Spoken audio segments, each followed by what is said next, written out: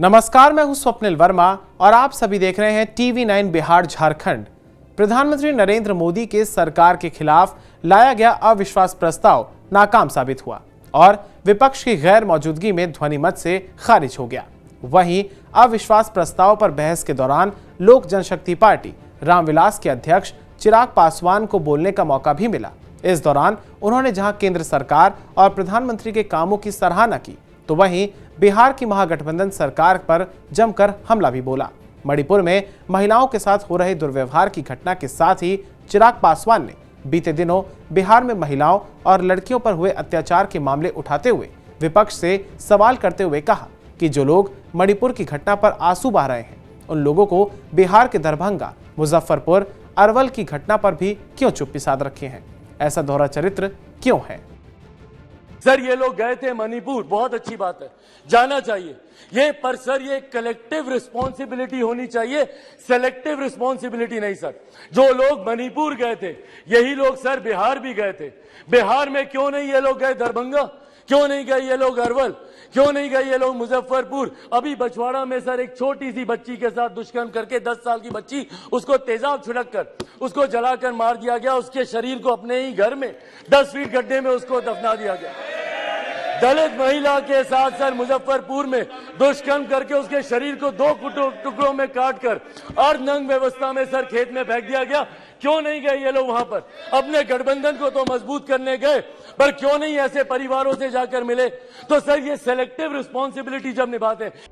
चिराग ने आगे कहा कि देश के किसी भी कोने में किसी भी मां बेटी के साथ इस प्रकार की घटना कोई बर्दाश्त नहीं कर सकता, लेकिन एक प्रकार से ऐसा नहीं है कि किसी ने बर्दाश्त किया। जहां आपकी सरकार है वहां की घटना आप छिपा लेंगे और जहां दूसरे की सरकार है वहां की घटना को आप जरूर उठाएंगे। देश के किसी भी कोने में किसी भी मां बेटी के साथ ऐसी घटना हो रही है तो वो अक्षम्य है, वो निंदनीय है और उसको कोई बर्दाश्त नहीं कर सकता। और उसमें पूरे सदन को सर एकजुट होना होगा। कल गृह मंत्री जी ने जिस तरीके से अपील की, सर पूरे सदन को इसमें एकजुट होना होगा।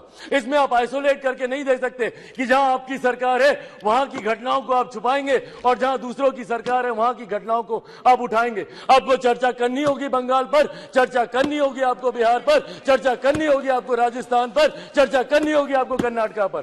सर ये देश एक है सर, आप इसको ऐसे टुकड़ों में बांटकर आप नहीं आइसोलेट करके आप अपने विषयों को उठा सकते। वहीं नीतीश कुमार के प्रधानमंत्री बनने वाली बात पर चिराग पासवान ने कहा कि ये बहुत ही बड़ा सपना देख रहे हैं, वो भी दिन में, जिसको बिहार की जनता ने रिजेक्ट कर दिया है। उसको देश की जनता कैसे अपनाएगी?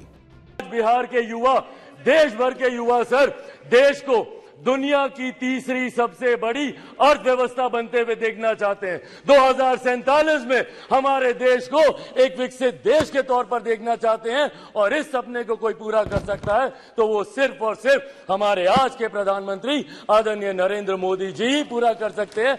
इसीलिए सर मैं अपनी पार्टी की तरफ से जहां बिल्कुल हराएंगे नीतीश जी को वैसे भी बिहार की जनता नकार चुकी है। 2020 के परिणाम दिखाते हैं, तीसरे नंबर की पार्टी बन गए, आधे से ज्यादा प्रत्याशी उनके चुनाव हार गए। तो जिनको बिहार की जनता ने रिजेक्ट कर दिया, देश की जनता उनको कैसे अपनाएगी? ये बहुत बड़ा सपना दिन में ये देख रहे हैं। आपको बता दें, मणिपुर हिंसा को लेकर विपक्ष ने केंद्र सरकार के खिलाफ संसद में अविश्वास प्रस्ताव लाए थे।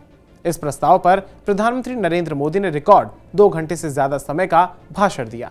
पीएम मोदी के नेतृत्व वाली सरकार ने 9 सालों के अपने अब तक के कार्यकाल में दूसरी बार अविश्वास प्रस्ताव का सामना किया है। यह अविश्वास प्रस्ताव भी पिछले वाले की तरह ही नाकाम साबित हुआ और विपक्ष की गैर मौजूदगी में ध्वनिमत से खारिज हो गया है। धन्यवाद।